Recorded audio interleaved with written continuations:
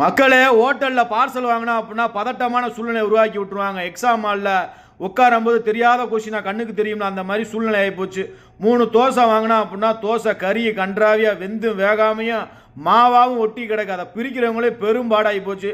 இருந்தாலும் ஒரு உளுந்த வடையை வாங்கினோம் அப்படின்னா உளுந்த வடை வச்சு அடித்தோம் அப்படின்னா அடித்தவன் காலியாயிருவான் போல். சாம்பாரை ஊற்றலான்னு பார்த்தா அதுவும் நம்மளை ஒட்டிக்கிட்டு வர மாட்டேங்குது. பிச்சு எரிஞ்சு விட்டோம் அப்படின்னா தக்காளி சட்னி, தக்காளியே இல்லாமல் வெறும் மசாலா மட்டும் போட்ட தக்காளி சட்னி, பொட்டுகளே போடாத தேங்காய் சட்னி.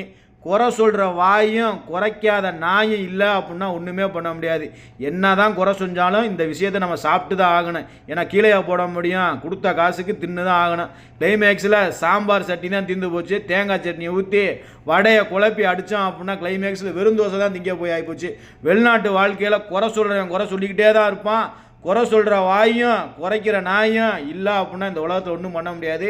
வலிச்சு நல்லா நக்கி விட்டு தூக்கி போட்டாச்சு மக்களை. இதுதான் வெளிநாட்டு வாழ்க்கை. ருசியாக சாப்பிட முடியாது, ருசிச்சு சாப்பிட முடியாது. வெளிநாட்டு வாழ்க்கையில் குறை சொல்கிறவன் சொல்லிக்கிட்டே தான் இருப்பேன். நீங்கள் காதில் வாங்காதீங்க.